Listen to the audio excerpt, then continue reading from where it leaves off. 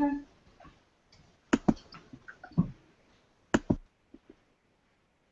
Oh, okay.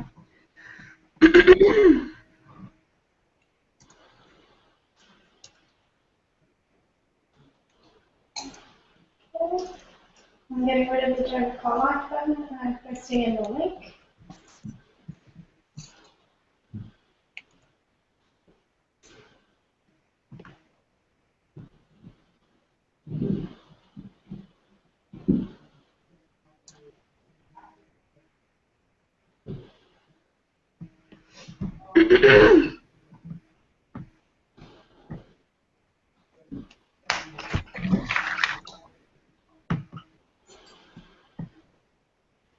All right, we are live, but let's give it a couple minutes to get a couple more people on the call.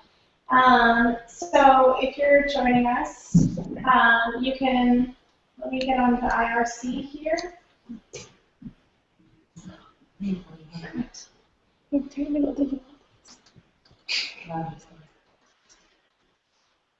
I'm not sure how to make this full screen. It's a little too big.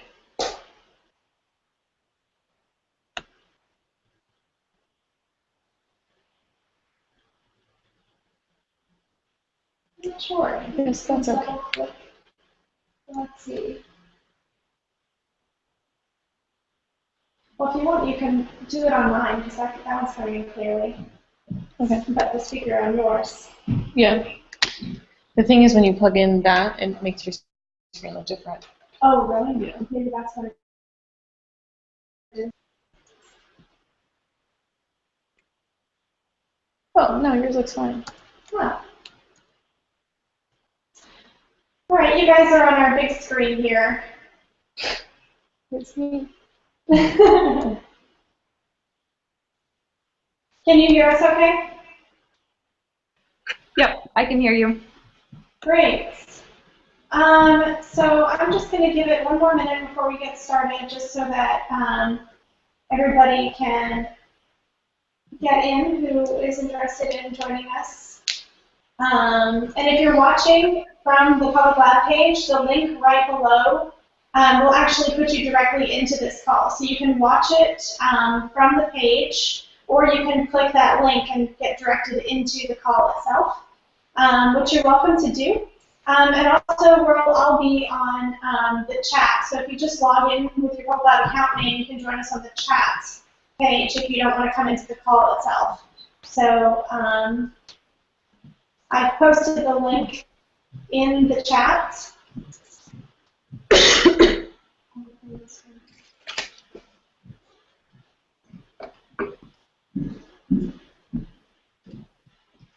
But I'm having trouble with my... Liz, can you monitor the IRC?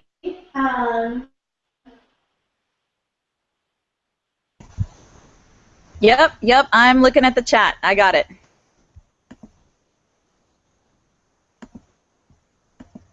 Okay, and I think I just got on as well. And there's the link if anybody wants to join on to the live call.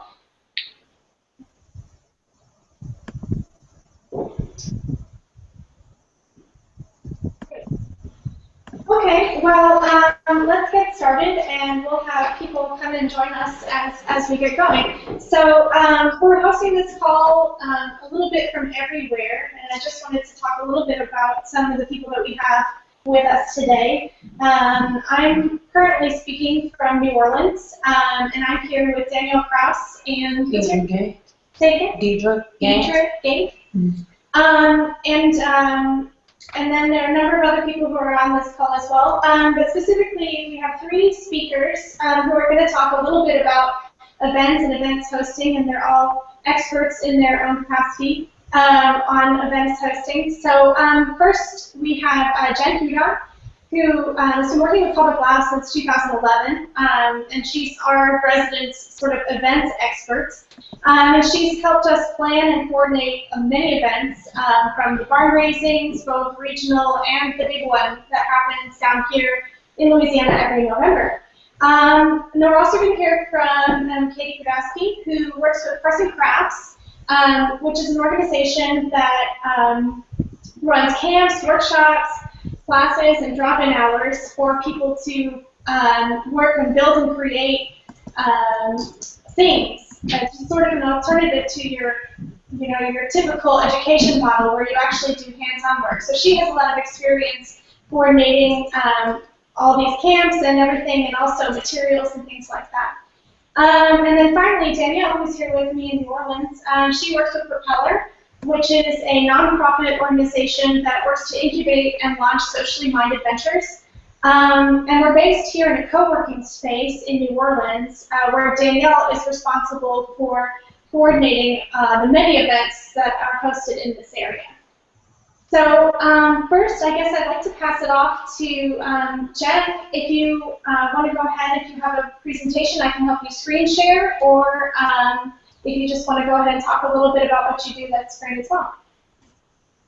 Cool. Yeah, I didn't make a presentation or anything, but I figured I'd introduce myself and just talk about some of the lessons I've learned over the years event planning. So I'm, as Stevie said, I'm Jen Hudon. I started volunteering with Public Lab in 2011 when I was first introduced to them by Liz Berry. And so I started organizing balloon workshops in Newark, New Jersey, and then helped organize a talk at South by Southwest in Austin, and did a workshop in Chicago. And so I've sort of done it in different communities, and it's been a great time. And I think beyond Public Lab, I'm someone that loves to get people together, especially if there are awesome goals that people have in mind, especially like the Public Lab community has. And so most recently I helped plan the Northeast barn raising in Plymouth, Massachusetts. And so based on that, I figured I could share some of my lessons learned from that adventure. So one of the first things I've learned from event planning is just to talk to people and to brainstorm. What do people want to do? Who do you want there? Do you want public labbers there? Do you want community members from that exact area? Do you want stakeholders, students? Just to sort of think about who you want there. How do we get them there? What's the goal? What's the purpose? And just think lofty goals and lofty ideas, and then you're able to sort of sift through and figure out what can actually happen. For the regional barn raising, I feel like Liz planted the seed at a maker fair in Brooklyn. From there, Dawn and I started talking and started figuring out what was feasible and what wasn't. So the next step is picking a location, and things that we had to consider were how accessible is it via public transit? Are there carpool options? What kind of amenities are available? Are there bathrooms? Is it ADA accessible? How much does it cost, and what is the relevance to the event goals that you originally discussed? And then I think one of the most challenging things is finding a date that works for the most amount of people.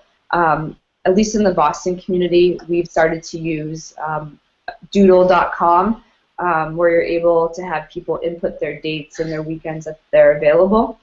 But one of the most important things, too, is making sure that you have some of the key stakeholders available to come, or even the people that are going to demo some of the tools if you plan on using that at the event.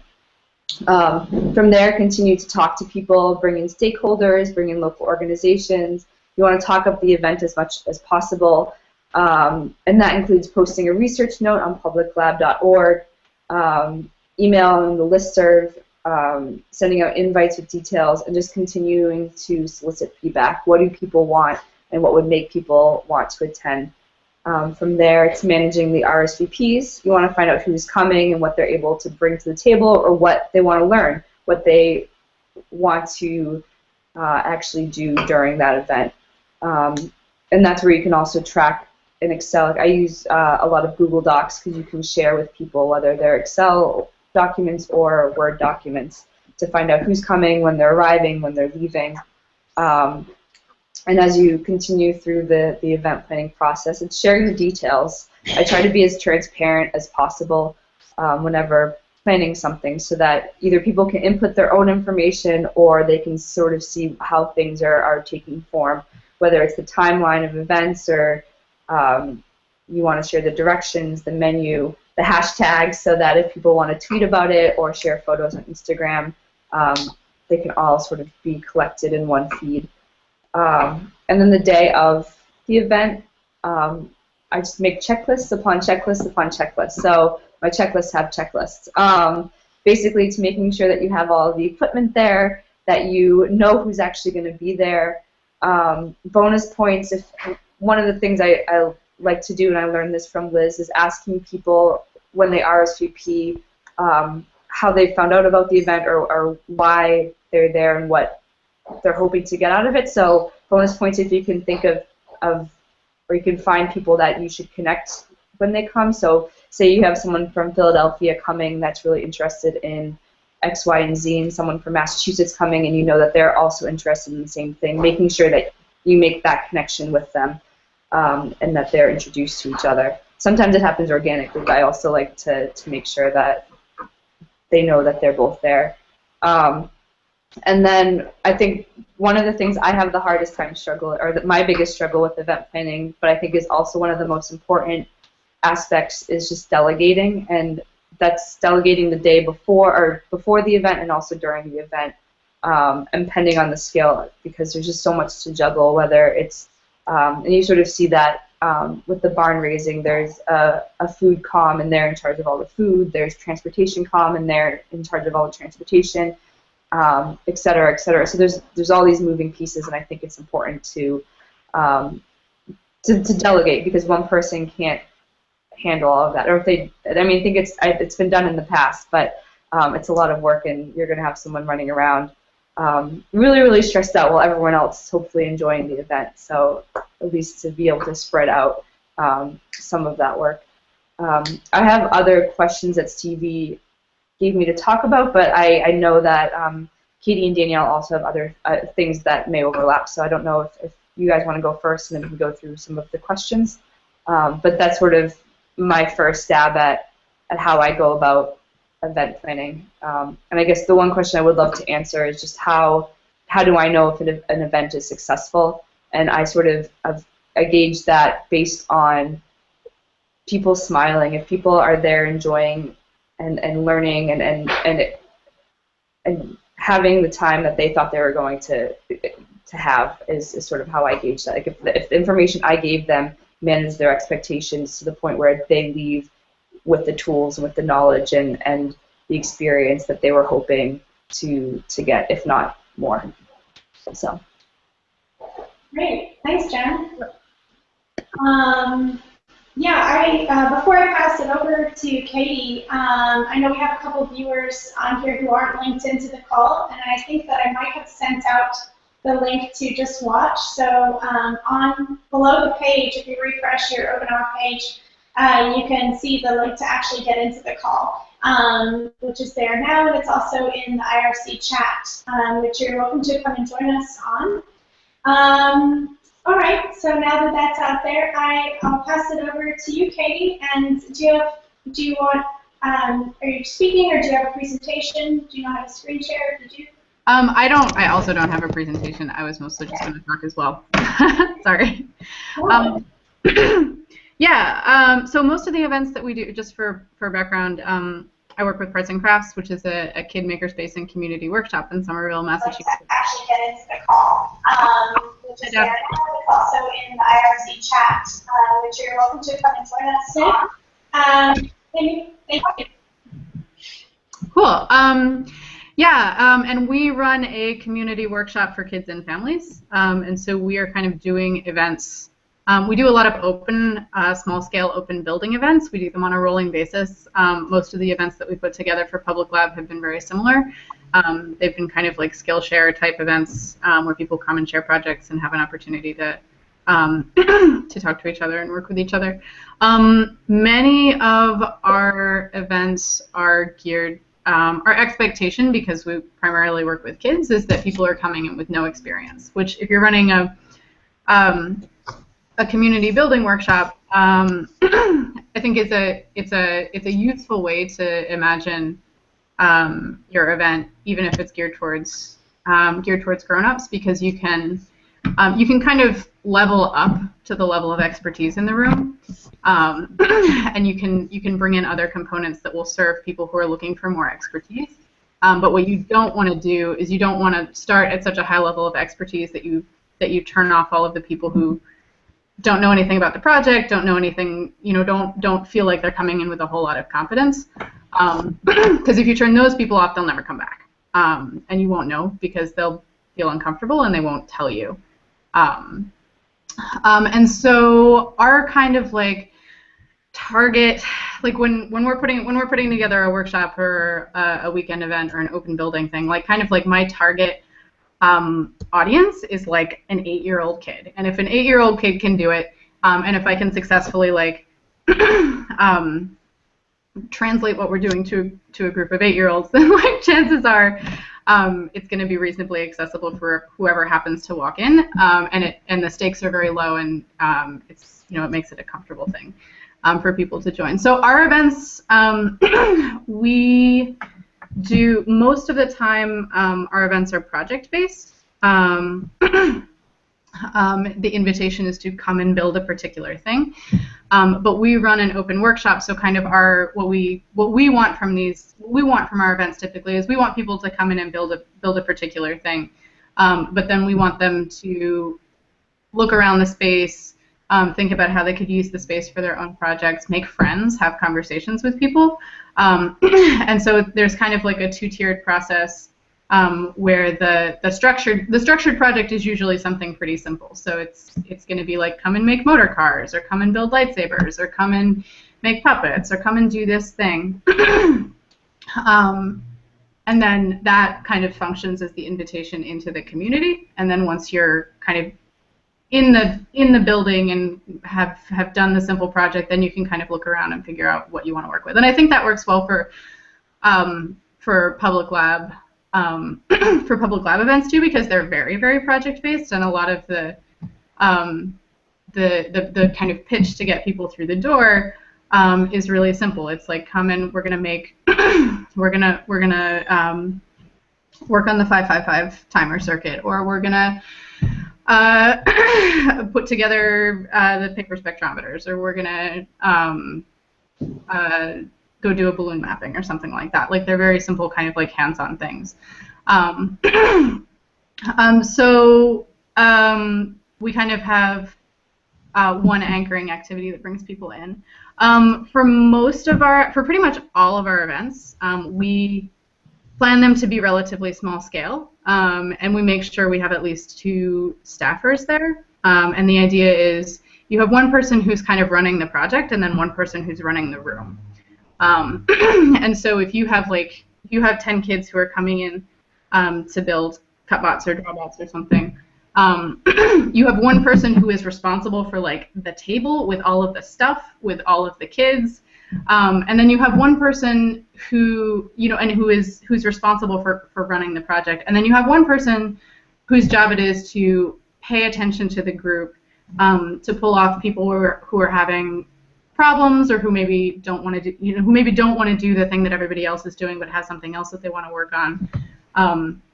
This is usually also the person who like hangs out and just has ambient conversations with like parents and adults and other people who are in the space, which is really important, because you really want a dynamic where everybody gets to work on something together, gets to talk to each other, gets to like hang out and make friends. And kind of feel like they're doing something really collaboratively. So if you have like parents are just dropping off kids and then they go sit on the couch, like that's fine, but it's not the kind of dynamic that you want. And so that even if it's a relatively small group, like that typically requires at least 2 people, because whoever's running the project isn't going to be able to pay attention to the kind of interpersonal social dynamic of whoever happens to be in the room, and that's also really important. For the plots events that we run, it's a little different, because there tends to be a wide mix. There tend to be people who don't know anything about the projects, people who may not know anything about the public lab, and people who have a lot of expertise who are coming into the room to have specific conversations with specific people about specific projects. And that's a lot trickier, because things that are tailored for one side of that spectrum are going to be totally uninteresting for the other side. and vice versa. So what we've done for those for public lab events specifically is we've kind of we tend to kind of front load the first part of the workshop as just a tool demo. And we say, if you don't know anything about the public lab, if you're not familiar with any of these tools, come for the first 45 minutes, and we'll show you the spectrometer. And we'll show you some of the maps that have been made, and we'll talk about how the balloon mapping kit works if we're not doing a balloon mapping workshop. We'll set up a couple of different stations with the tools there so that people can just play around and be familiar with them, because while the tools themselves are really transparent, a lot of the back-end web stuff, unless people are looking for it, like, you know, it's really easy to interact with the tools without interacting with Spectra Workbench, for instance. And so we try to front load that stuff, and we say very explicitly, like, if you want a tool intro, come early. And then we leave space on the back end for kind of open networking for people who want to hang out and work on water quality stuff, or who want to work on the riffle, or who want to work on who are coming basically to hack and to network and to work on stuff in smaller groups. We kind of put that stuff on the back end so that they have space to do that, but they're not, you know, they know that if they're coming, they should come during this time block, and that way they don't waste their time being introduced to projects that they are already quite familiar with. And then the other thing that we do is we try to make sure we have like ringers. So for instance, if we're doing a workshop at Parts and Crafts, we will very strongly try to persuade Jeff or Don to come, or, you know, people who are doing active development on specific tool sets and can talk about and can kind of speak knowledgeably about the status of those projects. And so it's a kind of like tiered process, and we haven't done a whole lot of them. They've typically been like afternoon length workshops. I wouldn't say that we've done enough of them to like have fully gotten the method down, but that's when we put them together. That's pretty much how we run them. Yeah, and then I think the other questions had to do with like the difference between events for kids and the difference between events kids and adults. And that's like a really big thing, because adults interact with hacking spaces in ways that are really different from how kids interact with them. And so if you're running an event that's specifically for adults and not like a mixed age family event, like the dynamic in the room is going to be really different, and the things that you want to think about are going to be really different. So for instance, if you're running a mixed age workshop that's geared towards kids and families, like, you really want to have a structured project. You really want to have both a structured project and a lot of open space. You really want to kind of front load, like, I'm going to show you how to do a specific thing for 35 minutes. Whereas, and that's pretty much kind of all you need to do, because then kids will run with that. Whereas for adults, our experience is kind of adults are really happy to go to events and just talk. They're really happy to go to events and just like hang out and have conversations with each other. And so you need to front load the structured stuff for adults too. But you need to tailor it a lot more carefully to what their level of expertise is, because if you pull out like, you know, the spectrometer and are like, let me show you something cool, like, you're not necessarily, you know, with kids, like, that's a pitch where you can immediately go with that. Whereas with adults, they'll be like, oh, that's cool, and then they'll like go back to chatting. And so I think you need to think a lot more carefully about what the level of project is, who's coming, what people want to get out of it. Because adults aren't necessarily just looking for an interesting educational project.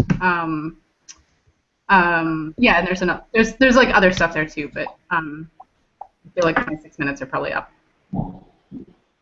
Great, thanks, Katie.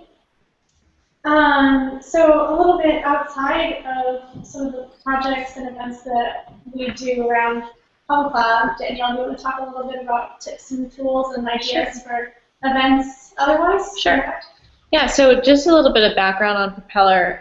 We're both in a social entrepreneurship nonprofit, and then we run a co-working space. So our co-working space also serves as an event venue for a lot of different organizations in New Orleans. So we kind of have experience both as organizing our own events and kind of understanding like the role of the venue and like what you'd like to see out of people hosting an event in your space.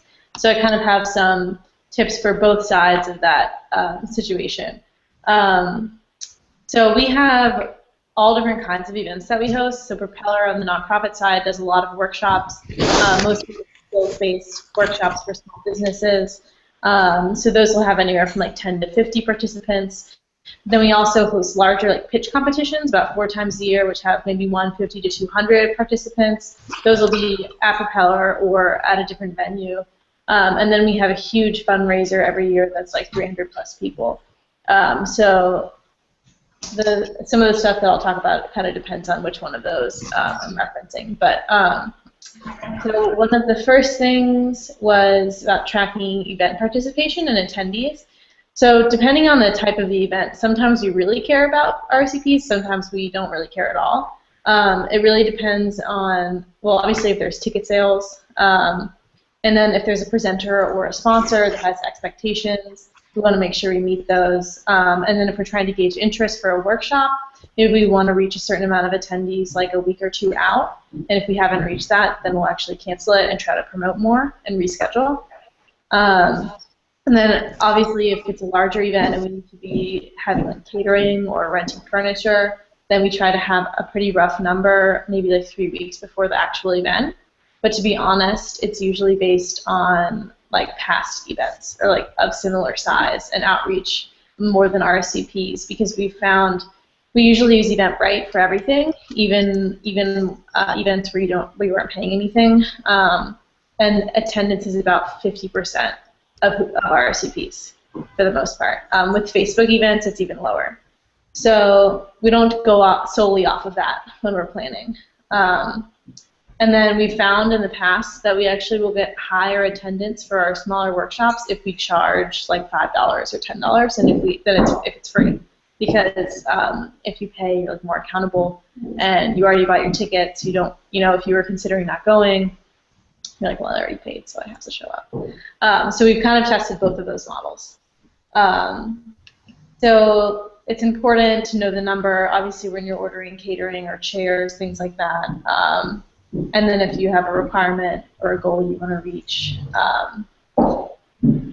Yeah, so that's basically about tracking participants. And we do that all through Eventbrite. What else?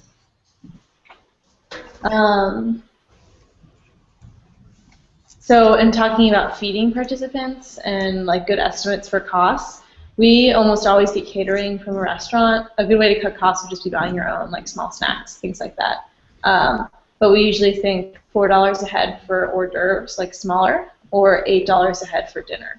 And then they can be anywhere in that range. And then if any of you are planning on hosting events with alcohol, we always do 2 drinks per person per event. So that would be 2 beers.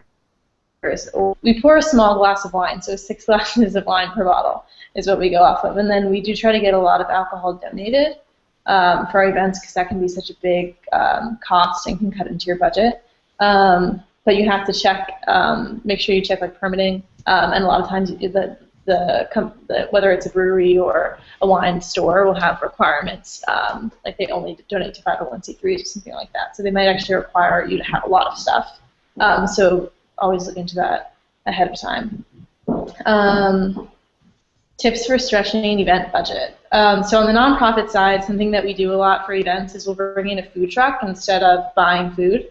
So our event budget for food can go up to like thousands of dollars for some of our larger events. So if you're not looking to be spending money on food for the participants, you can usually get a food truck to come out without actually paying out of pocket. So sometimes they'll have, and then the attendees just buy their own food, which is usually under $10, and most people are willing to do that. Depending on the food truck and how popular they are, they might have a certain requirement that they want to reach. Like we want to sell at least $3,000 worth of food, or it's not worth our time. So make sure that expectations are clear with the food truck, how many people you think are going to be there, we'll usually just say like, usually 150 people attend this event. We're not serving dinner, and it's at dinner time. So that's the situation. And like, are you willing to come out? So that's a great way to not spend any money on food. Also, a lot of money goes into like plates and cups and things like that. It's also something that you forget. Sometimes if you ask the caterer for it, they'll provide it for free. They don't always give it to you without asking, but we've done that in the past. Getting sponsorship, especially for alcohol. Also, maybe having your event at a bar or restaurant and just working out a deal with them where like everyone that's coming for your event gets a wristband and they get one free drink, and then after that, they buy the rest on their own. We've done that in the past as well, or scheduling an event that coincides with an existing like special or happy hour or discount at a restaurant. And then since we're also an event venue, I get a lot of people coming to us trying to cut their costs and have the least expensive events as possible. So always ask if you can get a discount. A lot of people do ask me for discounts. Some people don't, and I may have given it to them had they asked. But obviously from a business standpoint, we're not going to offer the discount unless it's asked for. So always ask, and you might be surprised, maybe not, but it doesn't hurt. And then also asking, we get a lot of requests to like co-host events. And we actually don't do this because of this reason, but some venues will co-host the event, so you can co-brand the event, so it puts their name out, and then you get the space for free. But I would just recommend like being really clear that you don't have to do anything as a co-host. All you have to do is give us a free space. We'll co-brand, we'll do all the work. Then that's more enticing for the people running the venue. And then for us, what makes a successful event is having a lot of engaged, people attend, space to mingle, engaging activities, good food, alcohol in New Orleans, and potentially press coverage depending on what the event is, and then having new faces. So Propeller's been around since 2009. We have a lot of people who've been involved with our program who come to like all of our events, which is great. But we get really excited when we see new faces and like new groups of people getting involved and tapping into the network. And then good resources for planning. We really just use Eventbrite and Google Docs, and we have tons of checklists as well. We make sure to everyone, for our events where it's like an hour-long program with like presenting, we have scripts that have like everyone's name in different colors and like what you need to be doing at every time. We'll usually have like 4 to 5 staff members on hand for those larger events, and then definitely if you have any AV or tech stuff, do a run through of that before, which we worked with today, to make sure that because that always goes wrong, always. Yeah. Great, thank you. So just so that everybody gets a chance to tag in here, we are on IRC, the chat page. If anybody wants to ping in any questions, if you're in the window with us, go for it. But we have some time now if anybody has questions about events and event hosting for our experts here, or anybody else who has experience or is interested in getting involved. That I'm not sure was mentioned here, but in terms of actually doing outreach about your events and the best way to sort of get the word out, different avenues for that, I was wondering what you guys, what have you used in the past and what have you found to be successful? I can speak to Propeller. We have a pretty extensive newsletter with maybe like 3,000 people on it. So we send out all events through there. Obviously, social media. We try to advertise upcoming events through like printed marketing materials at all of our other events. So at workshops, we'll have flyers for all the stuff that's upcoming. We also post them throughout our building. We try to get maybe like the leaders in social entrepreneurship in New Orleans to maybe retweet our tweets, just so, kind of like figure out what your target audience is and then find avenues to reach those people. Yeah. Right. Does anybody have anything to add to that? Yeah, I think for the barn raising and for some of the public lab events that happen in Boston, it's pretty similar in terms of tweeting out event information, posting it on the public lab site, and I think, I think a lot of it comes just from the public lab listservs as well, like targeting in on a certain geographic area. If you're going to have an event in Boston, it makes sense to send out the information to the group, the Boston group. So. I have a question for Jen and anyone. Have the new RSVP features on the website that Jeff wrote, has that been helpful? Because I heard comments about using Eventbrite, and we've been trying to have those features directly on our site. Have they been working? I actually haven't used it yet, so I don't think I've planned an event since that started, unfortunately. And for those of us who haven't seen that or don't know what it is, on our website we've created a function where on the page of the event you can click in RSVP and it just adds a comment onto the event that says I'm coming, which is, you know, in essence a good idea if you can get people who are going to be going to your event to just to use it. So that's what we're talking about. And Jen, I saw you had on the comments here that you'd elaborate on feeding people at barn racing. Yeah, I feel like we talked a little bit about food, and I know at a lot of the public lab events we do a pretty DIY solution to food. And I know that was one of the questions that was asked previously. And so there's two ways to go about doing it. I've found when we do some of the day-long events, we just do a potluck where you ask everyone to write on an event or write in a GDoc what they're bringing, and it's just so there's no duplicates. And that's been a really great way of feeding people for if you're doing a 4-hour workshop or adding a social component to whatever you're trying to accomplish in the first half of the day. And then when it comes to multi-day events, this concept I actually got from Liz, and we've done this. We did this with the barn raising in 2012, where breakfast we guesstimate about $2 to $3 per person, lunch about $5, and dinner is about $7. And always just asking about food allergies and preferences. And the way that I went about in 2012 to sort of figure out how much food we needed to do. So there's this great, don't judge a book by its cover, but there's the pastor wives in churches have to feed huge communities. And so this woman has a blog where she sort of went into how much protein you need, how much of a savory side versus a sweet side. And so she goes through this whole list, and it's incredible. And that's sort of how I started building some of the formulas in a GDoc to figure out how much of each recipe we needed to feed based on the number of folks. So I have those links that I'm happy to share.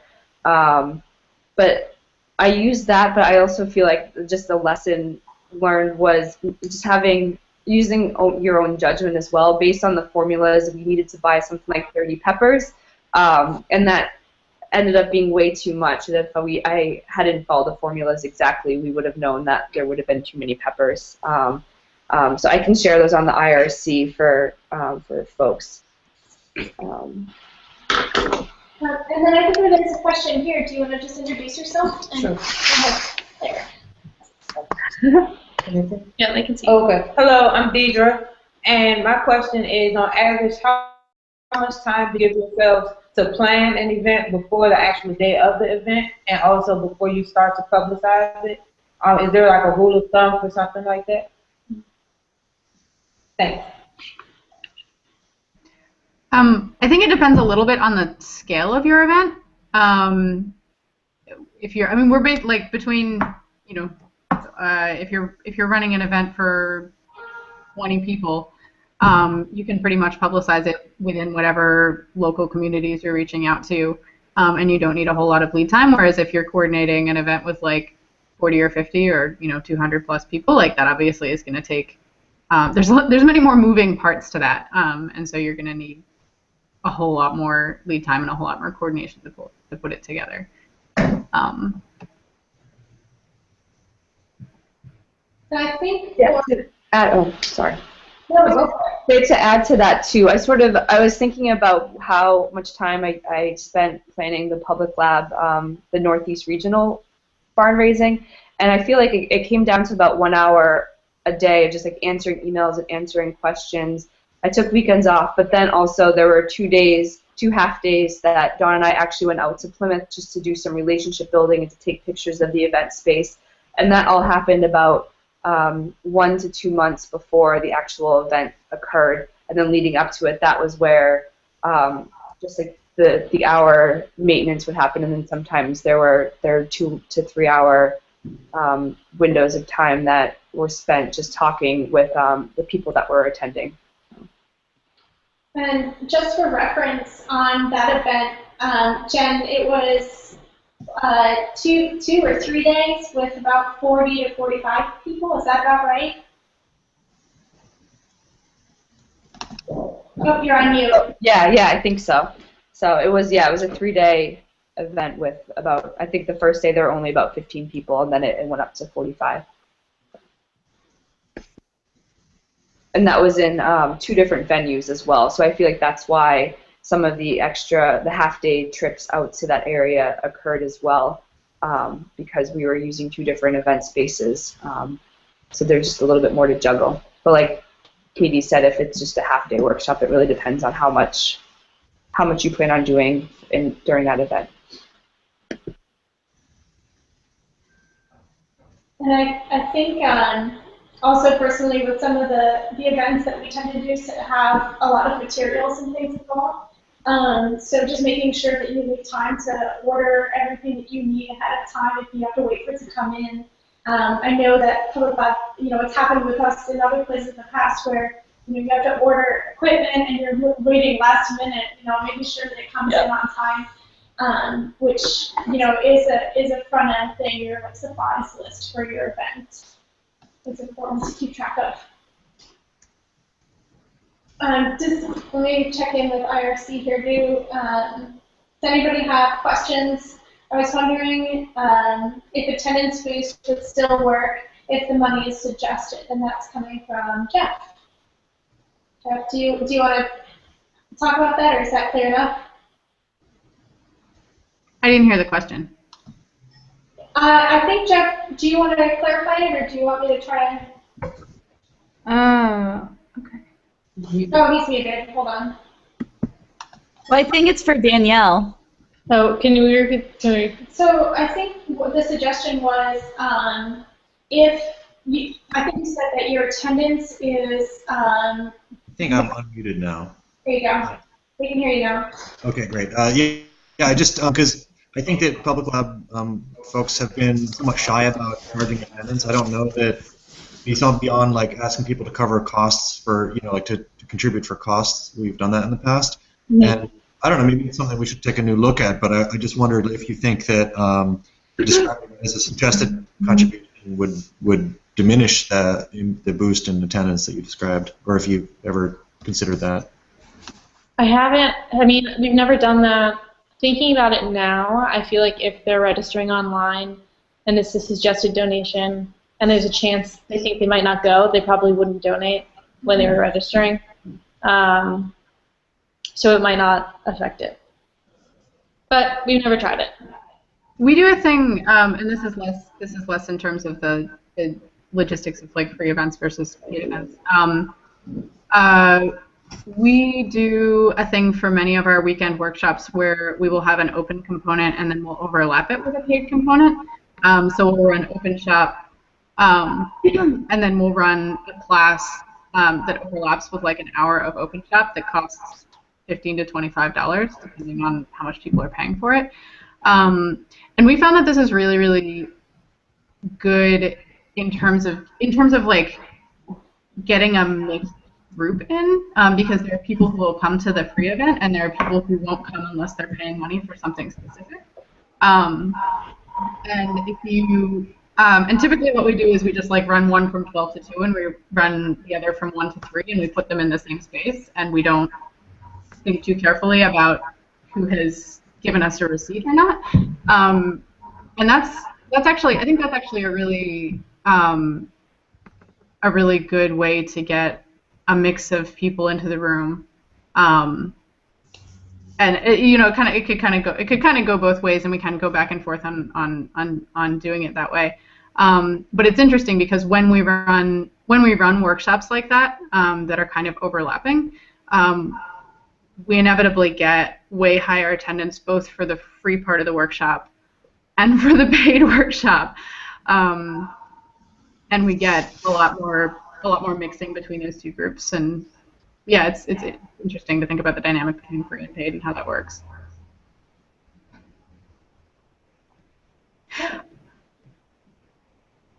Somebody else?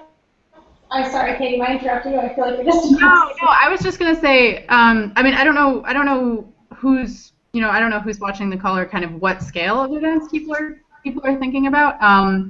I know a lot of the kind of stuff that I go to, and a lot of the stuff that we put together is really, really small scale, and it's like let's get 15 people in a room to work on a thing for a couple of hours. And I feel like and that's kind of their framework, I think, for a lot of the local public lab events. Like, they're not 400 people events. They're like, they're like a workshop or a hackathon or like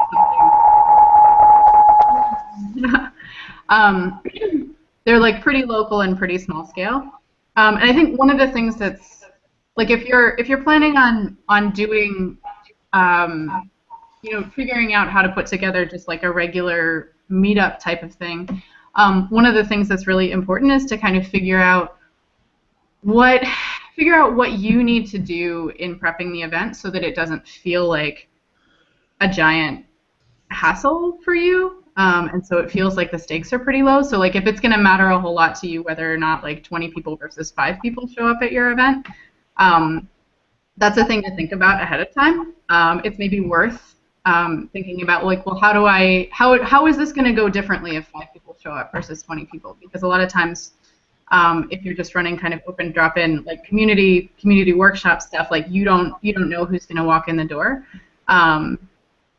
And if you're going to host the event, if you're responsible for making other people feel comfortable in the room, you kind of need to know yourself a little bit to know what makes you feel comfortable in the room. So, for instance, like when I take our workshops elsewhere, like I pay a lot of attention to the kind of access that people have to materials. So like if I go into like a school or an after-school program or something, and they say like you need to have like a little box of materials for every kid, like that totally makes me bristle up, and I know ahead of time that kind of thing is going to really bother me, and so I make sure that if I'm taking a workshop someplace, if I'm running an event someplace else, that I can run it, that I bring the stuff with me, that I can run it in the way that makes me feel comfortable. Because if I don't feel kind of comfortable in it at home, I'm not going to be a very good host. I'm not going to be able to make other people like feel confident in doing the project. And I think that's if you're looking to put together a kind of small scale event series, it's really, really important to think about what will make it fun for you. But you're not having fun so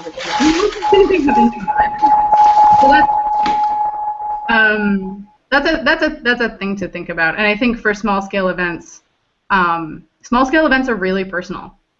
They are largely, like, the success has a lot to do with who's running them, and how comfortable people feel, like, having a conversation with whoever's in the room.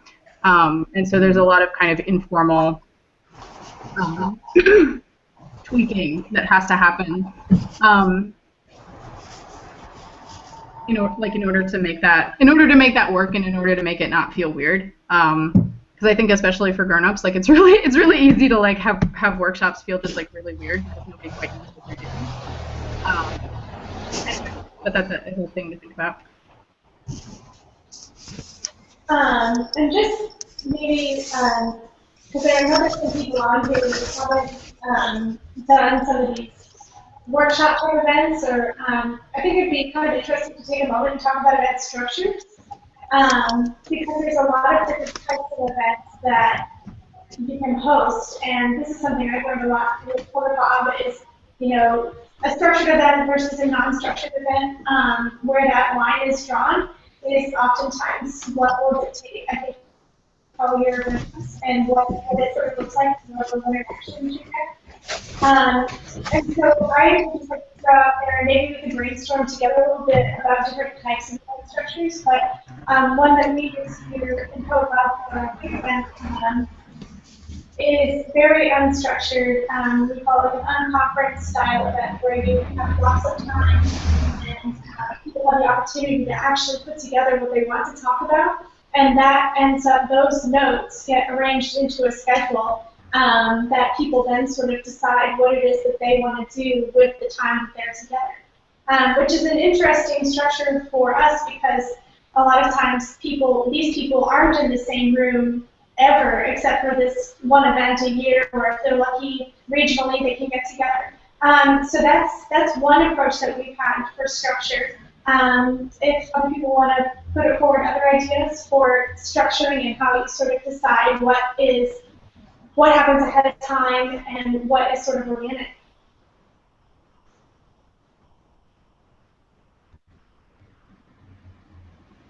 So I think for the larger events, at least with the ones that I've attended with Public Lab, it's mainly been the unconference, like what you just described. But I feel like when it comes to individual workshops that are either half day or full days, a lot of them, at least from my experience, has been outside or inside community members saying, hey, I want to learn how to do this, or an organization coming to say, hey, I want you to balloon map my backyard, or I want to look at something specific. And from there, that sort of set the agenda for the day, is based on whatever question is sort of brought to the table. And that depends on who comes and what sort of unfolds during the day. But it's usually based around one question. If it's an event based on a geographic location, like if you're going to Marsh Farm, the day is to kite map. If you're going elsewhere, it may be a different course of events because the question is different, or what you're trying to solve is different. Great, thank you. I have a question about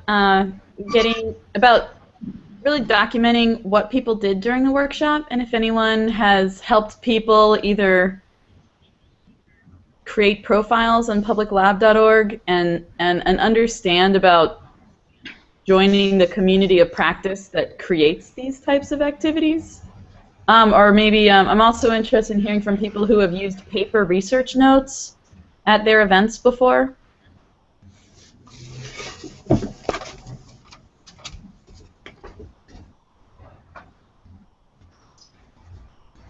I think just quickly what is something that we've been playing with a lot here in New Orleans, and actually physically how you capture the information that we all put together, during the course of an event, is something that we've really been paying a good bit of attention to. And we've tried several different techniques, and one is to actually have posters up that people can write on that have questions that prompt what you're exploring for your event, and then you actually have a live record of the things that people thought of, or things that they have further questions into. And then also the paper research note format has been interesting, but I haven't had a chance to work with that yet. I'm not sure if other people have them. Actually, this Saturday, I'll be experimenting with that one as well. But does anybody else have comments on that? Or we have about 4 minutes left, and I'm going to have to vacate this room, but I can shuffle us over to another location. I overlooked a conversation between Jeff and Katie at the Leaf Fest where they were filling out a paper research note. I'm putting them on the spot, but I remember watching and thinking it was great to see it happen in real time versus going back online afterwards to type out a research note. Yeah, I also feel like there's a lot of stuff that tends to happen at events that's really good that doesn't necessarily fit the format of a research note. So for instance, like, my primary goal at Leaf Fest was not to generate a new project. It was to take two people who didn't have familiarity with the 555 circuit and show it to them. I think a lot of what we tend to do or be interested in doing at public lab events and also at our own events is more like introductory, like, have you seen this? Like, have you looked at the public lab website? Like, are you familiar with what these basic projects are? And that's not necessarily gonna end in the production of a research note. It's like, you know, the first step of someone maybe 2 weeks later, like, deciding that maybe they could write a research note. But I think a lot of the things, I mean, one of the things that is really valuable about in-person events is that they are friendly, they're informal, they're a space for people to talk and have conversations with each other, they're a space for people to meet each other. And I know that there's a strong push for documentation, and I know that there's a strong push to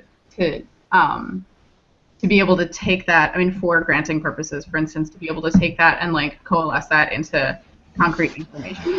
But I also think that not everything that happens in an event is gonna follow that track. And one of the reasons that you do things in person is to be able to make space for those kinds of interactions. Yeah, so that, yeah, that's my counter. I think that's super interesting, Katie. And I still hold out a hope that research notes don't have to only be about information and, like. No, I don't think they do.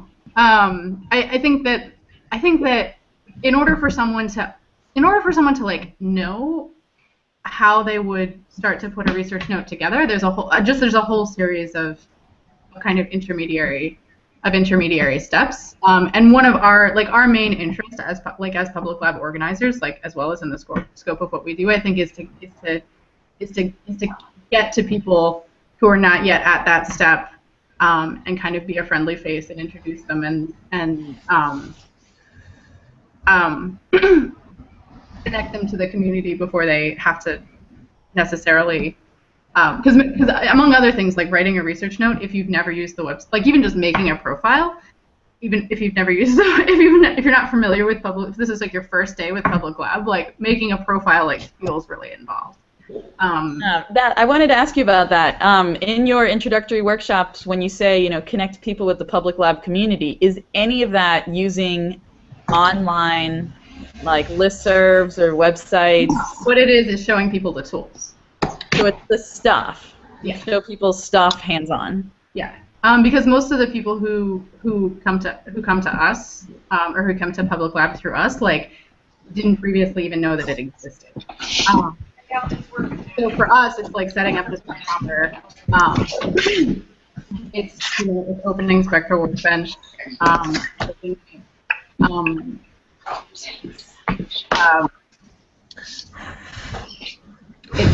It's trying to put people in the room who can show what they're working on, and, like, you know, and that's a big part of why you guys organize these events too. But yeah, and I think, and one of the things that I think, and mostly we kind of try to tailor our interactions to the very basic, like, have you seen this thing? Like, do you know what this tool does?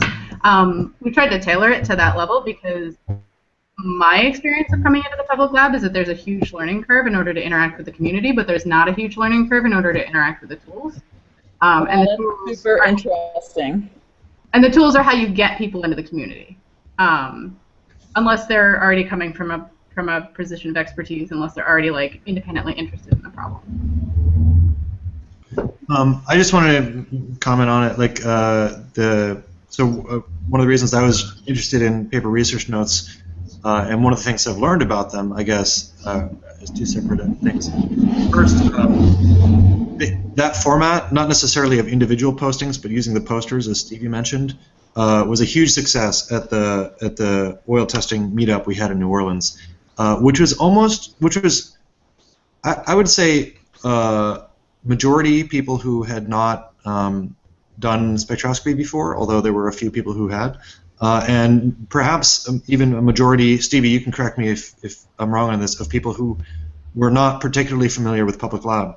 And one thing about that that was interesting was that although the hands-on part was nice, it created sort of a scaffolding for people to see where they might fit into things, not just as sort of consumers of an experience, but also people who have valuable things to contribute, and sort of the sense of authorship that comes with that, like that they are getting credited for these observations that they're making, or even that questions are valuable input.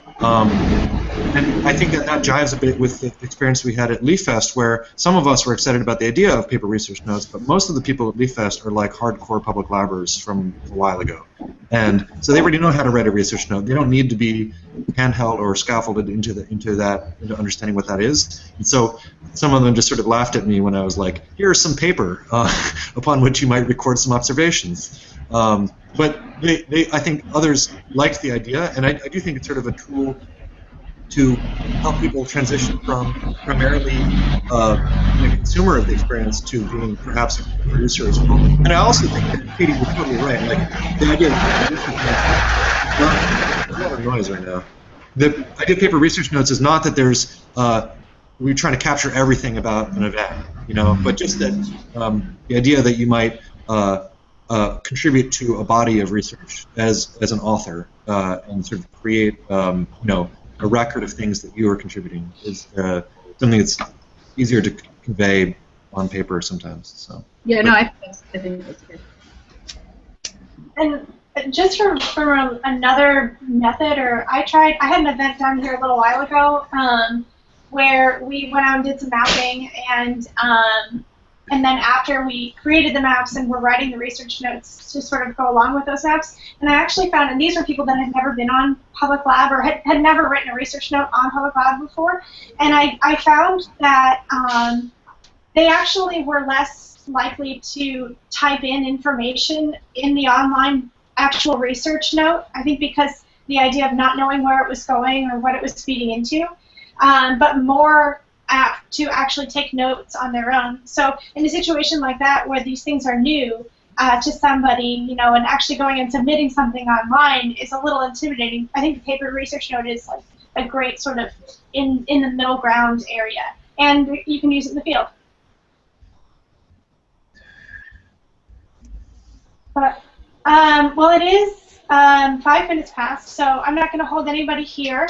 But before everybody leaves, I would like to say thank you so much for helping to host this event on Events, which has been pretty awesome.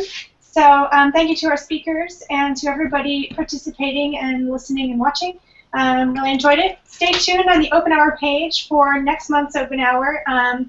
We'll publish topics and speakers again and invite you again. Does anybody have any last comments? Or you're welcome to keep this going. I just wanted to say thank you before everybody left. No, thanks.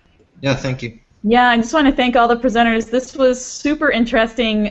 Public Lab and our sister and affiliated communities that we're so lucky to work with. We run an incredibly diverse set of events, and it's arguable that they're even a set. There's so many different kinds of events that we do, and so I just wanted to thank these awesome event organizers who really keep things together and shared some of their knowledge with us. Great, thank you. Thank you. Thanks, everybody.